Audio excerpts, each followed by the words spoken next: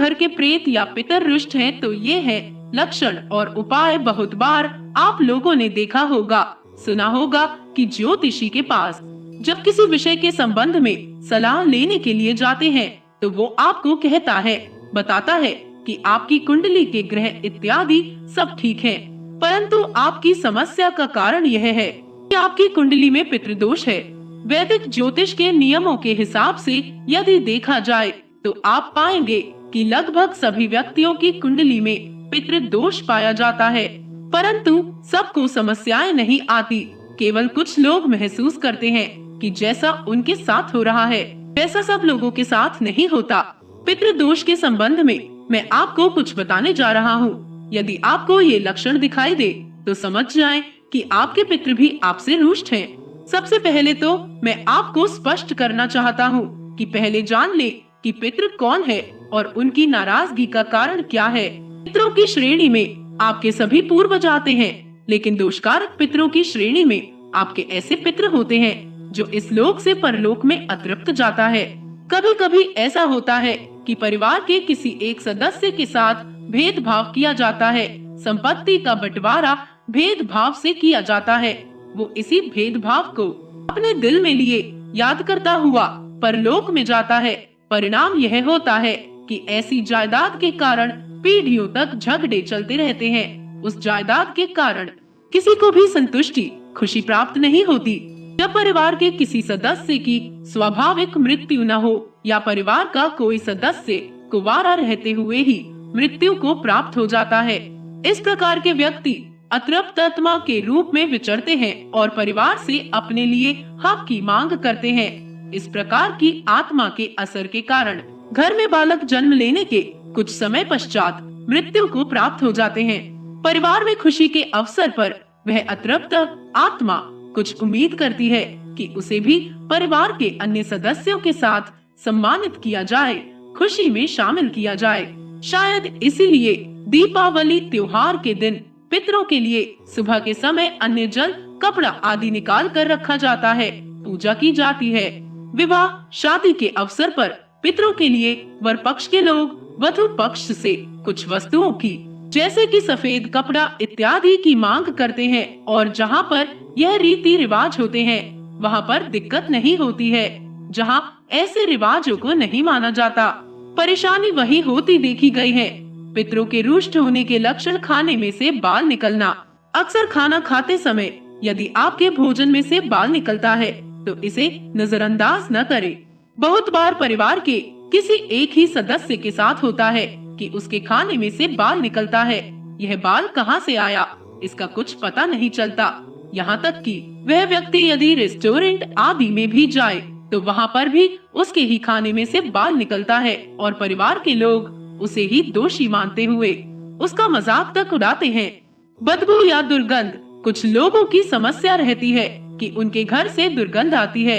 यह भी नहीं पता चलता कि दुर्गंध कहाँ से आ रही है। कई बार इस दुर्गंध के इतने अभ्यस्त हो जाते हैं कि उन्हें यह दुर्गंध महसूस भी नहीं होती, लेकिन बाहर के लोग उन्हें बताते हैं कि ऐसा हो रहा है। अब जबकि परेशानी का स्रोत पता न चले तो उसका इलाज कैसे संभव है। पूर्वजों का स्वप्न में बार बार आना। घर में किसी की मृत्यु हो जाती है लेकिन वह व्यक्ति बार बार सपने में किसी बुरी हालत में दिखता है, तो यह भी एक लक्षण है पितृ के रुष्ट होने का। शुभ कार्य में अड़चन। कभी कभी ऐसा होता है कि आप कोई त्योहार मना रहे हैं या कोई उत्सव आपके घर पर हो रहा है, ठीक उसी समय पर कुछ न कुछ ऐसा घटित हो जाता है कि जिससे रंग में भंग पड़ जाता है। ऐसी घटना घटित होती है कि खुशी का माहौल बदल जाता है। मेरे कहने का तात्पर्य है कि शुभ अवसर पर कुछ अशुभ घटित होना पितरों की असंतुष्टि का संकेत है। घर के किसी एक सदस्य का कुंवारा रह जाना बहुत बार आपने अपने आसपास या फिर रिश्तेदारी में देखा होगा या अनुभव किया होगा कि बहुत अच्छा युवक है, कहीं कोई कमी नहीं है, लेकिन फिर भी शादी नहीं हो रही है। एक लंबी उम्र निकल जाने के पश्चात भी शादी नहीं हो पाना कोई अच्छा संकेत नहीं है। यदि घर में पहले ही किसी कुंवारे व्यक्ति की मृत्यु हो चुकी है तो उपरोक्त स्थिति बनने के आसार बढ़ जाते हैं। इस समस्या के कारण का भी पता नहीं चलता। मकान या प्रॉपर्टी की खरीद फरोख्त में दिक्कत आना, आपने देखा होगा कि एक बहुत अच्छी प्रॉपर्टी, मकान, दुकान या जमीन का एक हिस्सा किन्हीं कारणों से बिक नहीं पा रहा। यदि कोई खरीदार मिलता भी है तो बात नहीं बनती। यदि कोई खरीदार मिल भी जाता है और सब कुछ हो जाता है तो अंतिम समय पर सौदा कैंसिल हो जाता है। इस तरह की स्थिति यदि लंबे समय से चली आ रही है तो यह मान लेना चाहिए कि इसके पीछे अवश्य ही कोई अतृप्त आत्मा है जिसका उस भूमि या जमीन के टुकड़े से कोई संबंध रहा हो।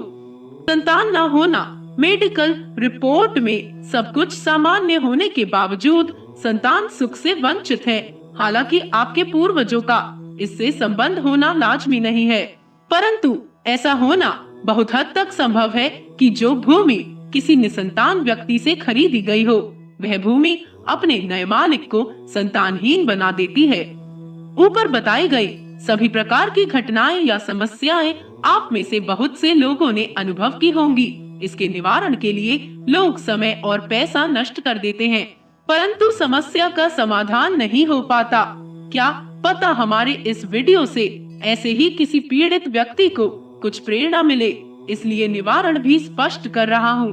पितर या घर के प्रेत को शांत करने का उपाय त्रयोदशी के दिन किसी पीपल के वृक्ष के नीचे जाएं और मिट्टी के कुल्हड़ में दूध भर ले, उस पर कुछ मीठा रख दे, अर्थात ढक्कन लगाकर उस पर कुछ मीठा शक्कर, गुड़ आदि रख दे, एक दीपक जलाएं और संकल्प ले, प्रार्थना करें कि हे अदृश्य आत्मा, हे अदृश्य शक्ति, यदि हमसे कुछ भूल हुई है तो हम उसका प्रायश्चित करते हैं और संकल्प लेते हैं कि जब कभी हमारा कार्य सिद्ध होगा, घर में खुशियाँ आएगी, तब आपको आपका हिस्सा सम्मान पूर्वक हमारी ओर से दिया जाएगा। यह संकल्प आप अपनी भाषा में किसी भी तरह से कर ले और उस स्थान से वापस जाकर अपने कुल पुरोहित को भोजन, वस्त्र, दक्षिणा से संतुष्ट करें। आपको शीघ्र ही सकारात्मक परिणाम मिलने लगेंगे। आप देखेंगे कि शीघ्र ही आपके कार्य बनने लगे हैं। ऐसा मेरा अनुभव है।